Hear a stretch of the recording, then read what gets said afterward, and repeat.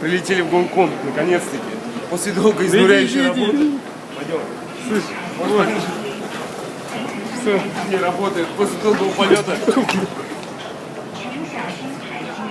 Да, мы наконец приехали. Наконец прилетели. У меня было жуткое похмелье сегодня с утра. Я так убрался вчера в самолете. Чуть-чуть с утра не умер, отвечаю. Ну ничего, вроде уже нормально отошел. Так что вот такая ситуация складывается. Народу куча. Будем разбираться, добираться до отеля сейчас. Надо забрать багаж и зарегистрироваться и пройти регистрацию.